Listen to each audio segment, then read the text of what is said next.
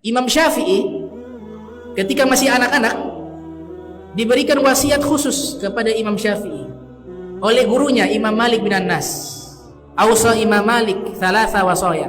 Imam Malik memberikan wasiat kepada Imam Syafi'i 3 wasiat penting. Nah, 3 wasiat penting ini menyempurnakan 4 ilmu tadi. 3 wasiat penting ini menyempurnakan 4 ilmu tadi. Yang pertama, kata Imam Malik kepada Imam Syafi'i yang masih anak-anak. Beliau katakan, wahai Imam Syafi'i, wahai Muhammad bin Idris, engkau harus menguasai 3 hal.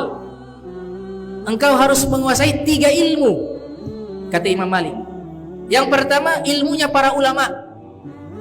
Yang kedua, hikmahnya para ahli hikmah. Yang ketiga, obatnya para dokter. 3 wasiat. Kemudian Imam Malik menjelaskan, yang dimaksud dengan ilmul ulama, ilmunya para ulama, anta ta'awwada antakula la adri. Biasakan mengucapkan saya tidak tahu. Jangan so tahu. Biasakan menggunakan kalimat la adri, saya tidak tahu. Nabi Muhammad SAW selalu mengatakan wallahu a'lam. Padahal Nabi, malaikat Jibril datang bertanya wallahu a'lam. Padahal Nabi Muhammad SAW tahu semua ilmu. Cuma ini pendidikan. Kalau berbicara tentang agama harus berhati-hati. Gak boleh asal pakai analogi berpikir, tapi harus pakai ilmu yang bersanad sampai kepada Nabi Muhammad SAW. Ini disebutkan oleh Malik, ilmu ulama, ini ilmunya para ulama.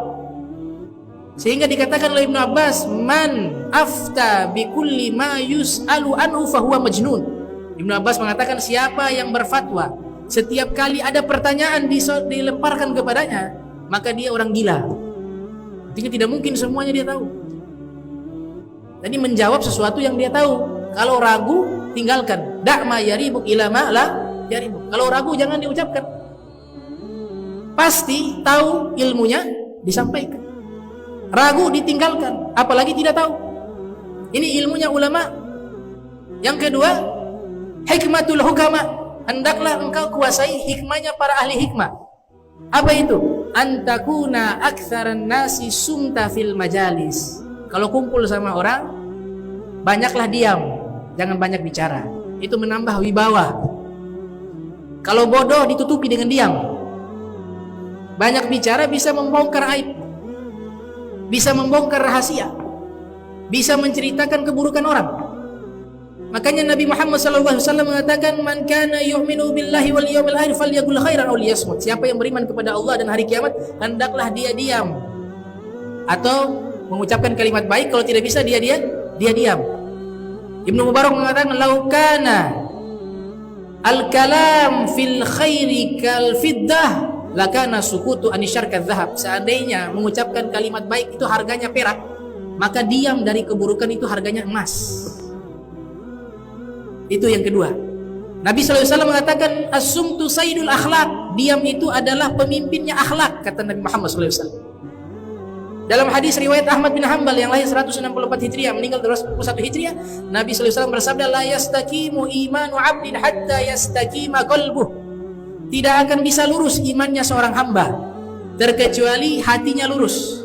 Wala yastaqimu qalbuhu hatta yastaqima lisanuh. Dan tidak mungkin hatinya bisa lurus kalau lisannya lurus. Kecuali lisannya lurus, baru hatinya bisa lurus. Karena innal kalama la fil fuadi wa innama ju'ilal lisani 'alal fuadi dalila. Karena ucapan ini menggambarkan keadaan hati seseorang. Terakhir, tibul attiba. Engkau harus kuasai obatnya para dokter. Obatnya para dokter. Maka Imam Malik mengatakan obatnya para dokter adalah engkau sedikit makan. Anistahaita ta'aman faqallil minhu. Kalau kau ingin makan, faqallil minhu, sedikitkan makananmu. Jangan sampai kenyang. Faqallil minhu. Qadra mustata, makan secukupnya. Ketika lapar sudah hilang, itu sudah cukup. Walam takum min ta'amik wa anta syabi'un minhu. Jangan sampai kau makan sampai kekenyangan. Kau bangun dari makan dalam keadaan kekenyangan, maka akan memunculkan penyakit. Inilah 3 wasiat Imam Malik kepada Al-Imam Syafi'i